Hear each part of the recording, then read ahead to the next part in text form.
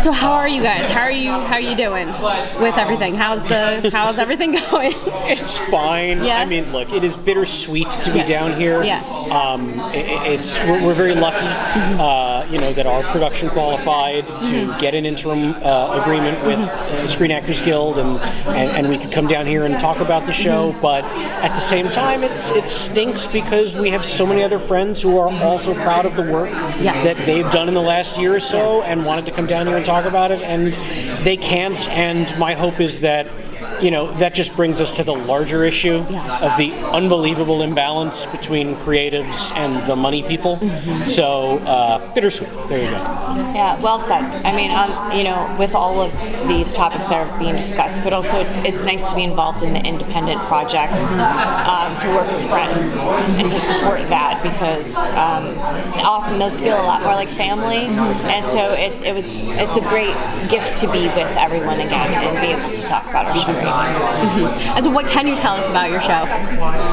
Well, it's about, I feel like I should have a pat answer to this, and I don't yet, but I probably will by the end of the day.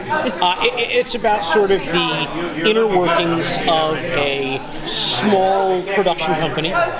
So it's very inside baseball, as the kids like to say, about show business. But I think, the characters, the relationships, the interactions, that's something everyone's going to be able to connect with. And, I think if you're a fan of movies, then you're going to enjoy sort of the repartee that our characters are having with one another about their line of work. Yeah, and sort of if you enjoy shows like The Office, things like that, and you just people kind of fumbling through making films and making mistakes and figuring it out, and ego problems and all the things that go along with it. It's a nice insider look at it in a sarcastic tone. I agree.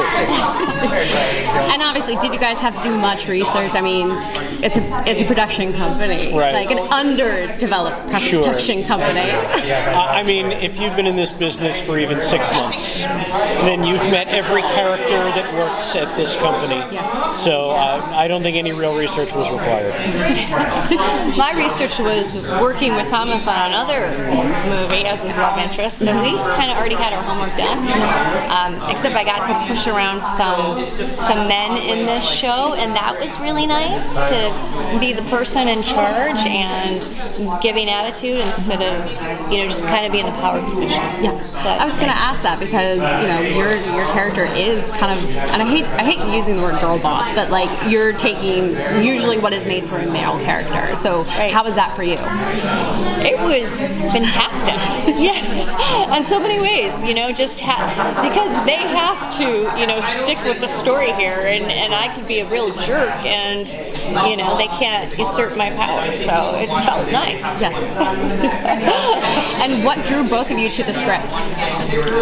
I mean, so two things happen when a project like this comes together. The first is your friend calls you and says, I'm doing something, we have a script, can I send it to you? So that's the first thing. So what drew us to the script was them saying, I'm sending you a script. What drew us to actually saying yes to it was, at least for me, I laughed several times reading just the first one, and I thought, okay, these are, as well I know, written by guys who know this world very well, who've been in it for so long, and so the ring of truth to a lot of the very silly things in this show were too good to walk away from. So I was thrilled to be a part of it. Like my name, ham chowder. And also, just for me, it's working with people that I enjoy being around, that I know are good people and have great vibes and great intentions. So getting the call, would you read this and be in this project, but also knowing who I'm involved with. Yeah. Because that varies big time. It absolutely does. Here, Tom Hanks, if I may drop a name of a famous person, has a great rule, and I love this rule. He says that before he decides to do any project, he has to weigh three things. The first is the money. The second is the creatives who are involved, and the third is what he calls the hang. Meaning, other than outside of them as creatives, how is this group of people to spend my time with? So he says you can't do a project with 2 of those missing. It has to have at least 2 out of the 3. So it's either got to be good money and the hang is fun, but maybe these people are prickly, or it can be no money, but if you like them creatively and the hang is good, then he's on board. And so I think it's fair to say this is probably the last. But absolutely, it's great hang, great people. Great hang, great people, funny stuff. Yeah. Well, I have to say, there's a little bit of freedom too that comes with working with somebody or a group of people who you guys have both already worked with before, friends and stuff like that, especially on a comedy. So for you guys, was there that sense of freedom to say, I can kind of take the bar to another level because I know these people and they know me? I mean, there was a lot of freedom to improvise, and certainly for my character, Carl, they were very kind and let me, this next take is for you kind of thing. I went off book a lot, and I have no idea how much of that's going to wind up in the finished product. But whenever you're playing a character that is so easy to tap into, to go off book, off script, it's just too much fun. So I don't know. I think we might have pushed the limit a little far. We'll see. Yeah, I didn't push it too far. It was everything I needed was there, and the romance was brewing, and so maybe down the line a little bit more. How could you not get lost in those dreamy eyes of his? That's what I said. And that porn stash? We think alike. So I was going to ask that, was the connection for the cast just immediate for you guys? I mean, yeah, we did a table read, and it was the largest group of us all in one place, and it just clicked immediately because most of us already knew each other, and that really can't be understated when you are, I think, shooting something about people who already know each other. If you're shooting a movie about 10 strangers, easy. If you're shooting a movie about people who work together, who all know each other, who have existing relationships, when you have some version of that in real life, I think it usually is reflected on screen. I think in some level it's more enjoyable to watch because you kind of just feel it. Yeah, you feel the comfort between the actors and the jovial kind of vibe that's going on behind the scenes. It's more fun. And was there anything in any of the scripts for any of the episodes that you guys read that you were completely kind of shocked about? You're like, I didn't know we were going to do that. Without spoiling, obviously. Right. Not for me. I mean, the whole episode where we go back in time and kill Hitler seemed a little weird,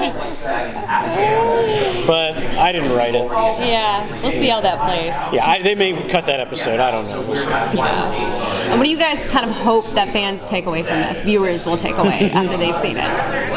I hope they realize just how true to reality this is, and it stops them from entering show business. Oh boy. Because we foolishly made that decision some years ago. You're young, and then you can't get out because it's like Hotel California. Right. You could get in, but you just can't ever leave. I have no training for anything else. What have I done? And I was just about to ask you if your characters could offer any advice to anybody going into showbiz. Going to taxidermy, underwater welding, I don't know what, handling precious metals maybe, something that isn't torturous for the soul, and it makes you want to go home and cry at night. Yeah, I'm giving this interview in the middle of an actor's strike, the first actor strike in 43 years. So, yeah, I don't know. Have a backup plan. I guess that's it. Pursue acting, but have a better backup plan than I do. Although I will say the ones that with the backup plan will probably not stay in it. It's true. You stay in it because you have no other backup options. plan. Yeah. Right. So you better love it. So read Catch-22 and then become an actor. Or just, as he said the first time, don't do it. Underwater welding. And what do you guys think is the overall theme of the show? That's the theme of the show, that it doesn't matter what line of work you're in, no office functions properly. Yeah, just finish it, just start and finish, and it's going to be very messy. And does being on a show like this, I know you guys talk about making sure, like, maybe have a plan B due to the strike, but in this case, after being on a show like this, does this turn you away from the office atmosphere? No, the office turned me away from the office atmosphere. No, I think, I don't know. I could never work in an office because I have to wear my own clothes all day, you know? And that's the most exciting thing to me about being an actor, is I get to put on someone else's clothes. And skin, and thoughts, and skin, and persona. thoughts, and yeah, I've been in a lot of weird movies, so mostly skin. So I would say on that, what was the question? Now that we're on strike, does doing this show give you second thought about a different job, maybe one that's in an office? I would just say, look at the inner dynamics of any job, whether it's in an office or anywhere. There's going to be people you don't get along with, and people not getting along. And, you know, it's just like sifting through everything in life, you know? It's like there's this organized chaos about it all, and trying to just appreciate the good stuff and not sweat the small stuff. Go with her answer. I'm going with both answers. For my final question, what are you guys most excited personally to see from the show?